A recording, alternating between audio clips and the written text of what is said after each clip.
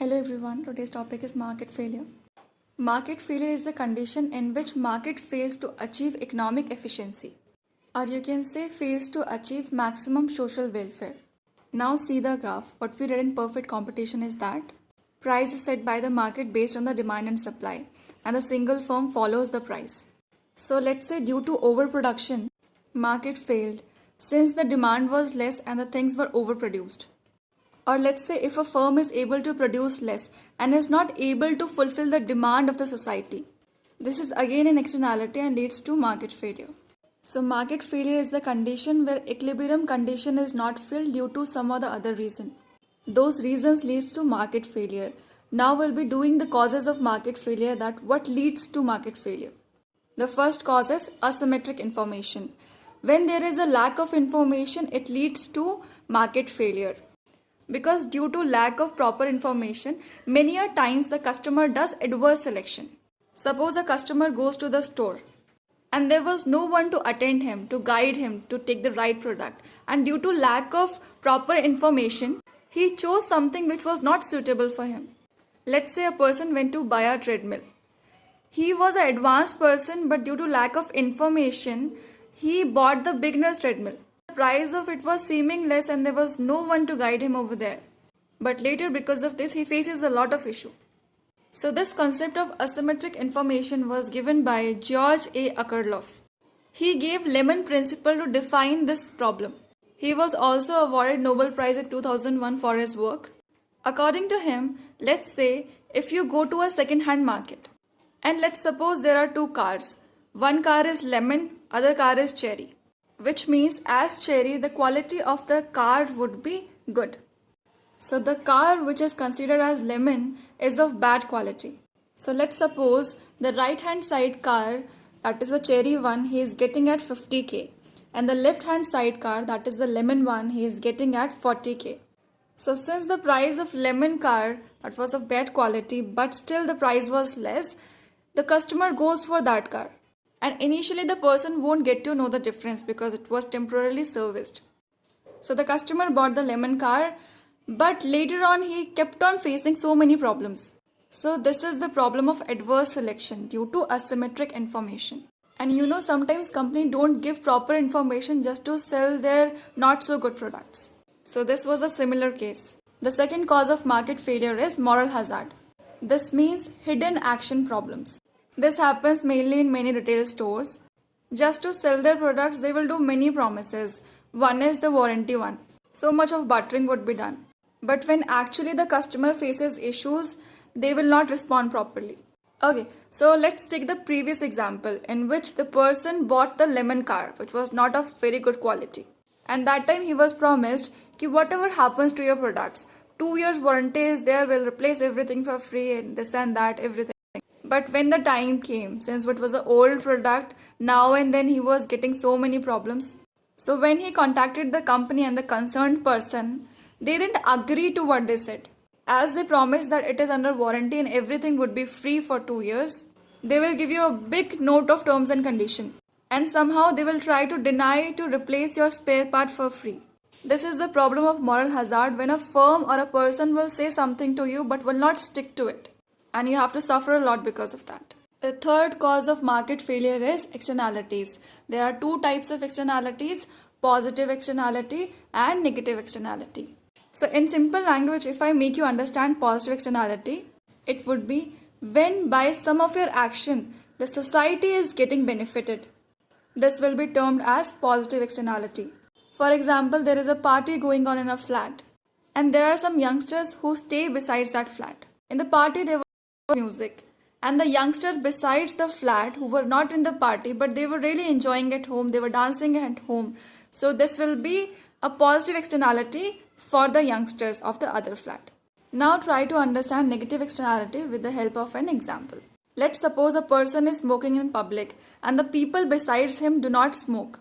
So this is a negative externality for the people besides him because the society is getting affected by the individual's activity. Now let's understand positive externality in terms of markets. So let's say there is a firm, it has a lot of potential to produce, but due to lack of capital, it is not able to produce. So there is underproduction due to lack of finances. and the demand of the product is not fulfilled in the society. So the firm was only able to produce for themselves and some near ones. So in that case, to solve this problem, government intervention is required. When government intervenes, the government will provide subsidies to produce more and the gap will be filled. In positive externality, social marginal benefit is greater than private marginal benefit. So here, due to government's intervention, the society is getting benefited. So this is an example of positive externality. So as you can see in the graph, before the subsidies, the price was P1 and the quantity was Q1. And when government gave subsidies, the quantity increased from Q1 to Q2 and price also increased a bit from P1 to P2. Because of which there will be a shift in the equilibrium since it was an essential product and the demand for the good will rise. So at supply curve, private marginal cost is equal to social marginal cost, and the demand which was just earlier for the private benefit, it goes further and shift to social benefit, that is SMB. So the point to be remembered is social welfare is greater than the private welfare, or you can say SMB is greater than PMB. Social marginal benefit is greater than private marginal benefit in positive externalities. So here you can take one more example. Why do you think the government gives stipend to do PhD in the form of JRF and to other central universities? This is a form of subsidy given to the people so that people study more, people progress more. The more the people will progress, the more the nation will progress. This is the logic behind that. So here, stipend is a kind of subsidy given to us for studying more. So this is an example of positive externality. Due to the government intervention, due to government giving subsidies, we were able to progress more, we were able to study more, which leads to more social welfare. Now let's come to negative externality. Suppose there is a firm which is overproducing. The firm is overproducing for its own benefit. Since the firm is manufacturing more than it's required, so the government will intervene and impose taxes on the firm. So when the firm will impose the taxes, the production will become a bit less and the firm will do optimum production. So in negative externalities, marginal social cost is more than the marginal private cost, which means social well-being is less, but the private well-being is more. So as I gave you the example of cigarette, a person smoking cigarette, it will impact the society around, right? So the social cost is more at the cost of the society that person is enjoying.